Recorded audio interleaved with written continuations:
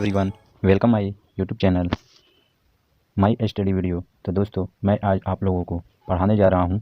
आप लोगों से मैं कहा था कि बहादुर कहानी का सारांश मैं अभी लिखवा के मैं आप लोगों को बताया नहीं हूँ या आप लोगों को पढ़ाया नहीं हूँ। तो दोस्तों, मैं आज आप लोगों को पंचलाइट कहानी का सारांश पहले से ही पढ़ा दिया हूँ और आज हम लोग पढ़ने वाले हैं बहादुर कहानी का सारांश। और देखिए, ये कक्षा 12 भी सामान्य हिंदी बहादुर कहानी की सारांश। और देखिए कब कब आया है, 2010, 11, 12, 13, 14, 15, 16, 17, 18, 19, 20 तक। 21 में भी ये आया था, 22 में भी आया था। इस वक्त 2023 का पेपर होने वाला है तो उसमें भी आएगा। तो दोस्तों, मेरे चैनल पे नए हों तो फटाफट चैनल को सब्सक्राइब एंड बेल आइकन को ऑल पे सेलेक्ट करना ना भूलें। और दोस्तों, मैं आप लोगों से एक बात कही थी कि मेरा 1 के सब्सक्राइबर जल्द से जल्द कंप्लीट करवाइए। मैं आप लोगों को इसी तरह वीडियो प्रोवाइड करता रहूँगा। तो चलिए आते हैं अपने टॉपिक की तरफ। तो बहादुर कहानी का सारांश अब देखिए।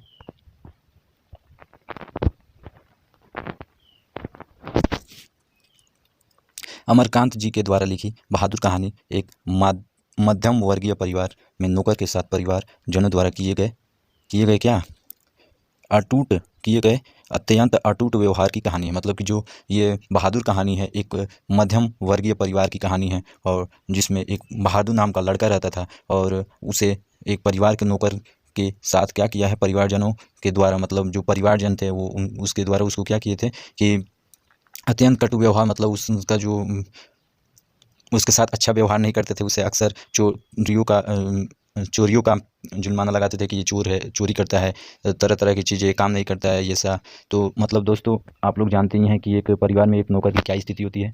तो इसी तरह इस बहादुर लड़का जो है, बहादुर लड़के का नाम बहादुर है, तो जो बहादुर है उसका देखिए कैसे कैसे क्या क्या हुआ था।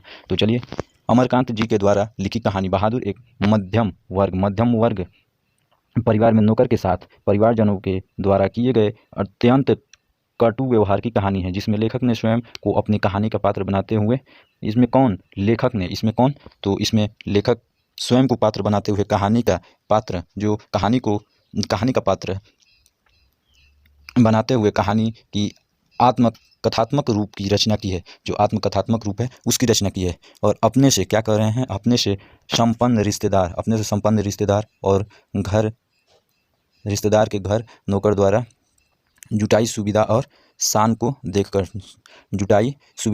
देखकर लेखक की पत्नी निर्मला स्वयं भी अपने नौकर क्या रखना चाहती हैं। मतलब कि ये कह रहे हैं कि अपने से संपन्न रिश्तेदार के घर नौकर द्वारा जुटाई गई और शान को देखकर, ठीक है, लेखक की जो पत्नी निर्मला, मतलब कि जो लेखक की पत्नी निर्मला जी हैं, वो स्वयं भी अपने घर में एक नौकर रखना चाहती है। तो चलिए आगे देखते हैं। बहादुर नेपाल का 12 से 13 साल का क्या था, एक छोटा लड़का था। मतलब जो कि बहादुर जो लड़का था वो बहादुर नाम का जो लड़का रहता था, तो वो बहादुर नाम का लड़का एक 12 से 13 वर्ष का छोटा बालक था, ठीक है, छोटा लड़का था। तो जो कि नाबालिग है और वह अपने माँ की गलत व्यवहार से तंग आकर गाँव, मतलब अपने घर को छोड़ के कहाँ आ गया, शहर चला आया है। तो मतलब कि अपने माँ के गलत व्यवहार से तंग आकर जो नाबालिग लड़का है बहादुर, वो क्या किया है कि अपने माँ को, मतलब अपने माता जी को छोड़कर कहाँ आ चुका है, अपने माता जी को छोड़कर सीधा शहर आ चुका है और निर्मला के परिवार में नौकर के रूप में रख लिया जाता है। मतलब कि जब वो घर छोड़ के शहर आ जाता है ना, तो निर्मला के परिवार में नौकर के रूप में उसे क्या कर लिया जाता है, रख लिया जाता है। फिर कह रहे हैं कि निर्मला और उनका परिवार बहुत ही मतलब कि जो निर्मला है और उनका परिवार है बहादुर के प्रति पहले क्या अच्छा व्यवहार करते थे। सबसे पहले जब आया था तो उसके साथ अच्छा व्यवहार करते थे, परंतु क्या बाद में धीरे धीरे उसके साथ कठोरता बरतने लगी। मतलब कि फिर उससे अच्छा व्यवहार नहीं करते थे, लोग उसे डांटा झपटता था, ठीक है। तो फिर आगे देखिए, और उससे घर का सारा काम करवाते हैं, मतलब कि उसी से सारा घर का काम क्या करते हैं, करवाते हैं, उसी से सारा घर का काम करवाते हैं। आगे देखिए, इसके साथ ही उसे गाली गलौज तथा उससे मारपीट करते रहते थे। मतलब कि इसके साथ गाली गलौज तथा मारपीट करते थे और झूठी चोरी इल्ज़ाम लगाकर अपमानित भी किया जाता है। तो आप लोगों को पहले ही बोले हैं कि इसे, मतलब कि चोरी नहीं करता था लेकिन झूठा इल्ज़ाम लगा क्या इसे अपमानित किया जाता था और मारा पीटा जाता है। अतः अनंत बहादुर घर छोड़कर चला जाता है, ठीक है। वो क्या करता है, घर छोड़कर चला जाता है। अब परिवार के सभी सदस्य उसे क्या करने लगते हैं, ढूंढते हैं, क्योंकि उसके बिना कोई काम नहीं होता था, मतलब उसके बिना कोई काम नहीं होता था उन लोगों के घर का।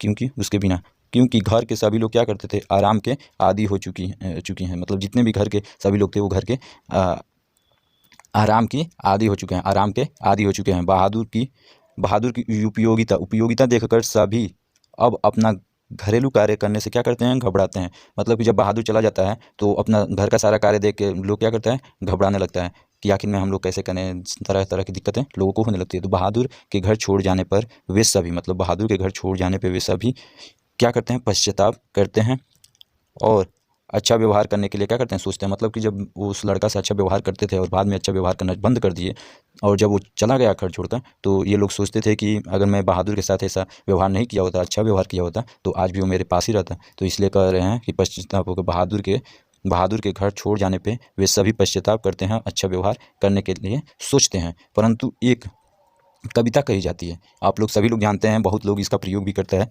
एक कविता कही जाती है कि अब पछताए होत क्या जब चिड़िया चुन गई खेत, अर्थात अब पछताने का कोई लाभ नहीं है, क्योंकि बहादुर जा चुका था। बहादुर क्या कर चुका था, बहादुर जा चुका था कहाँ, घर छोड़कर, ठीक है। अतः बहादुर में सहनशीलता भी थी और स्वाभिमान भी था। मतलब सहनशीलता और स्वाभिमान की भावना कूट कूट कर भरी हुई है और उसके इस चरित्र के कारण यह कहानी बहुत प्रिय है। तो दोस्तों, इस बहादुर कहानी में जैसे इनका स्वभाव कैसा था, बहादुर जो बालक थे उनका स्वभाव कैसा था, तो वो सहनशील स्वभाव का व्यक्ति था और साथ में वो स्वाभिमान जो कहा जाता है, खुद का स्वाभिमान एक इंसान की होती है ना, तो वो स्वाभिमान भी उसके अंदर कूट कूट कर भरा था। तो आई होप आप लोगों को वीडियो अच्छी लगी होगी। तो प्लीज़ चैनल को सब्सक्राइब एंड बेल आइकन को ऑल पे सेलेक्ट करना ना भूलिए और मेरा 1K सब्सक्राइबर जल्द से जल्द कंप्लीट करिए। मैं आप लोगों से बार बार यही कह रहा हूँ, 1K सब्सक्राइबर, ठीक है। तो मिलते हैं नेक्स्ट वीडियो में। थैंक